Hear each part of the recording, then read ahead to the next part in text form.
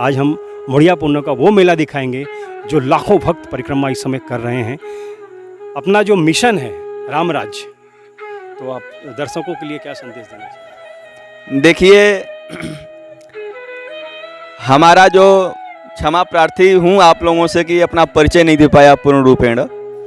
इस शरीर का हमारा जो नाम है, नामकरण हो गया अबोधावस्था में ही, माता पिता की कृपा है, गुरुजनों की कृपा है। गोरखनाथ चौबे के स्वरूप में हुआ। कात्यायन गोत्र है, हम सरयू पारी ब्राह्मण हैं। माता पिता सभी हमारे तपोनिष्ठ हैं, कर्तव्यनिष्ठ हैं।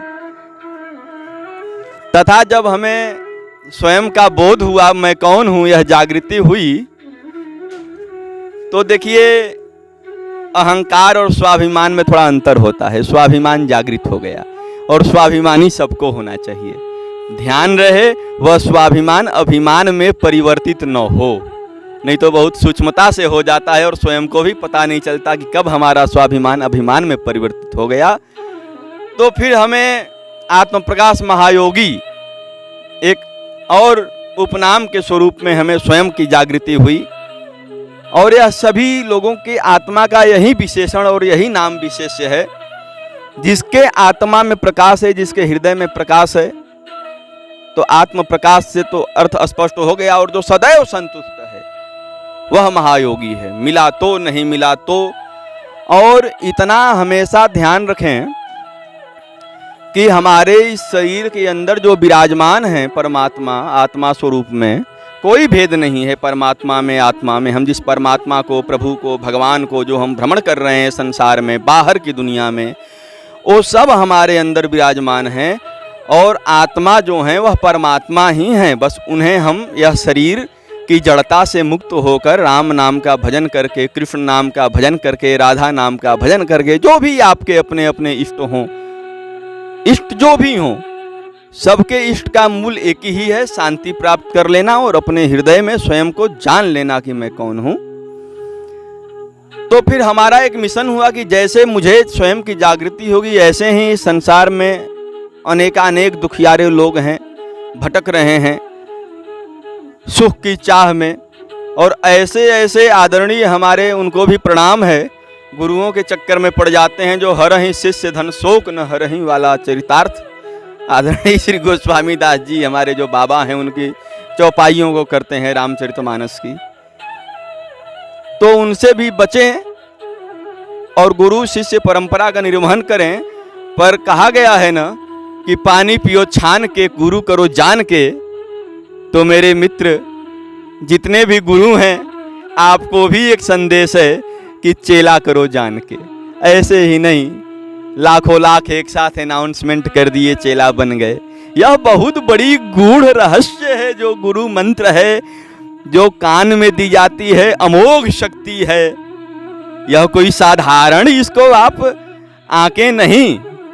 आप तो उन्हीं कच्चे हैं, घड़े बनाने वाले कुंभकार की तरह हैं, जो परिश्रम तो खूब कर रहे हैं पर घड़ा पका ही नहीं रहे हैं और खुद भी पके नहीं हैं। बाकी ज़्यादा हास्य विनोद का विषय नहीं है, गंभीर बहुत विषय है, पर स्वयं पे ही हंसी आती है कि हम भी न चाहते हुए ऐसे विषयों को पकड़ लेते हैं जो वर्तमान में जरूरी है। हमारा आध्यात्मिक, अंतर्राष्ट्रीय आध्यात्मिक बोधशाला तथा आत्म प्रकाश महायोगी फाउंडेशन, दो संस्थाएं हैं जो स्ववित्त पोषित हैं तथा स्वप्रमाणित हैं। हमें देखिए किसी से सहयोग आर्थिक लेने की आवश्यकता इसलिए नहीं है कि वह धन आपका किस तरह से कमाया हुआ है, अधर्म से, चिंता से, तनाव से, वह हमारे किसी काम आने वाला नहीं है। और प्रमाण की आवश्यकता इसलिए नहीं है कि देखिए बहुत बड़ा गंभीर भारत का हमारे संवैधानिक मुद्दा है जिसको हम नहीं पकड़ना चाह रहे हैं, पर एक शब्दों से कह दें कि इसमें बहुत गोलमाल होता है, सब टैक्स का पैसा इधर का उधर। और आदरणीय हमें बड़े भ्राता हमारे कन्हैया पांडे जी, आप भी सब जानते हैं, पर ये मजबूरियां हैं कि कोई स्पष्ट ऐसे कह नहीं सकता है हर बातों को। तो हमारा सनातन के कुछ चंद लोग हैं जो सनातन को कमज़ोर करते हैं, वो भी सावधान रहें। और वर्तमान हमारा भक्ति का युग, धर्म का युग चल रहा है, इसको संबल प्रदान करें। और जो ये भक्तों की भीड़ है ना, आस्था युक्त भक्तों की जो भीड़ है वह तो धन्यवाद के पात्र है, पर जिनमें आस्था नहीं है वो भी थोड़ा आस्था युक्त हो जाएं और भीड़ में सम्मिलित हों, परिक्रमा दें, जयकारा लगावें। और देखिए, जब तक हृदय शुद्ध नहीं हुआ, जब तक अंतरात्मा शुचिता को प्राप्त नहीं हुई, तब तक आप कितना भी राम नाम सब करते रहें, मन चलायमान है, चित्त शांत है नहीं। अभी मुख से बोल रहे हैं, अभी भजन कर रहे हैं, अभी चल रहे हैं, अभी क्या, कुछ भी नहीं है। हर श्वासों के साथ भजन प्रारंभ कर दीजिए। आती हुई श्वासों को जीवन, जाती हुई श्वासों को मृत्यु समझिए। क्षमा प्रार्थी हैं। तथा प्रत्येक पल को अपना जीवन का पूर्णता समझ के जिए कि हमारा, देखो, 2 घंटे का जीवन हो, 2 दिन का जीवन हो, 2 वर्ष का जीवन हो, कितना भी जीवन हो, वो हमेशा अनंत की तरफ आनंद को प्राप्त होना चाहिए। अपने हृदय में अनंत आनंद का उद्गम हो गया तो वह सब भक्ति का सार, भक्ति युक्त जो ज्ञान वैराग्य हैं वह सदैव आनंद को प्रदान करते हैं। और भक्ति विहीन जो ज्ञान वैराग्य है यह प्रमाद को प्रदान कर देते हैं, प्रमादित हो जाता है व्यक्ति। तो सभी भक्ति युक्त रहें, अमानी रहें, मान अपमान सब में सम रहें, सुख दुख सब में सम रहें, लाभ हानि जीवन मरण सब में सम रहें। देखिए, ये जितने भी रिश्ते नाते हैं ना, ये शरीर के हैं, ये तो आप सब जानते ही हैं ना, बस उसको मान लेना है। कौन नहीं जानता है मेरे आत्मा में आत्मा ही परमात्मा है, हमारे आत्मा में राम है। तो क्या सोचो कि क्या कभी राम दारू पिएंगे, राम व्यसन करेंगे? नहीं करेंगे। तो आप जितने भी लोग हैं हमारे भारत की, हमें क्या मतलब देश हमारा कैसे चले, लेकिन है मतलब, क्योंकि हम भी इस देश के नागरिक हैं।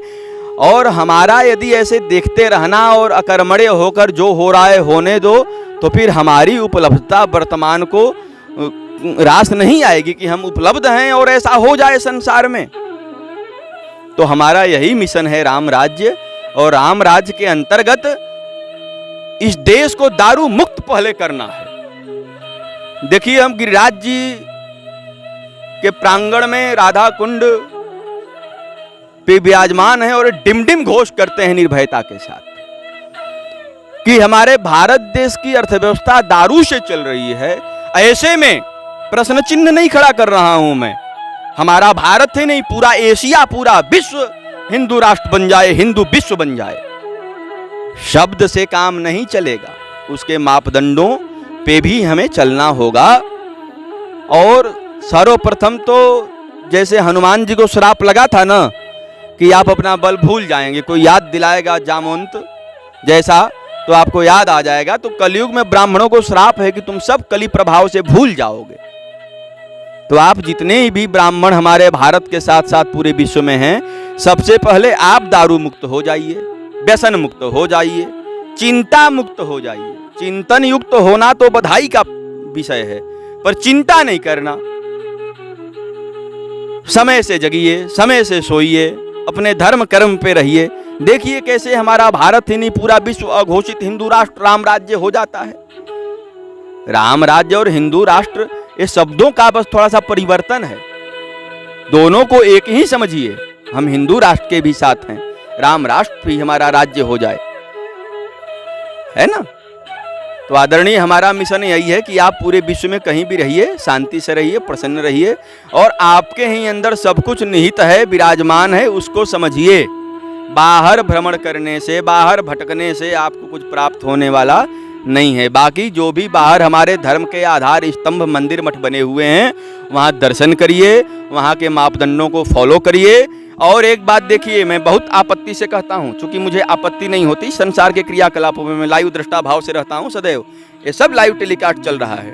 पर जितने भी हमारे भारतवर्ष में सनातन के मंदिर हैं, मठ हैं, वहाँ पे कोई भी भारत का हमारा व्यक्ति घूमने के उद्देश्य से ना आवे, दर्शन के उद्देश्य से आवे, भजन पूजा पाठ के उद्देश्य से आवे, तथा हमारी बुद्धि शुद्ध हो जाए, हमारे सभी विकार, हृदय के कलुषित जो कली विकार हैं वो सब दूर हो जाएं, इस भाव को लेकर आए।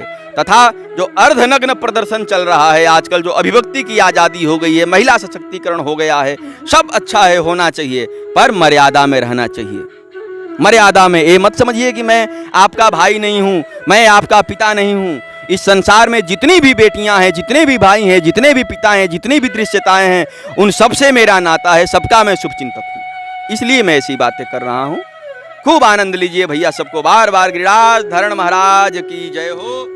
जय श्री राम कृष्ण। सभी लोगों को बार बार बधाई मुड़िया पूनों की। अभी तो कल सुबह तक समय है, कल पूरा दिन समय है, कल पूरी रात समय है। पूरे भारत वर्ष की पब्लिक को दिखा दीजिए, निकल आइए सब गिरिराज जी में, चारों तरफ परिक्रमा करिए, भीड़ ही भीड़, दिखाइए कितनी हमारी भक्ति प्रबल हो रही है। हिंदू राष्ट्र हमारा राम राज्य, बिल्कुल हमारी परिकल्पना, शुभ परिकल्पना है, साकार होगी। आप सभी लोगों को बार बार साधुवाद, धन्यवाद। राधे राधे। तो ये बहुत ही सुंदर अभिलाषा और बहुत ही सुंदर हम लोगों को श्रवण करने को मिला। एक महापुरुष और एक युवा हमारे सनातनी, जो आप एक अच्छे सनातन के इस धर्म के ध्वजा को आप आगे फैला रहे हैं, इसके लिए अध्यात्म मीडिया कोर्स से आपको बहुत बहुत साधुवाद, शुभकामनाएं।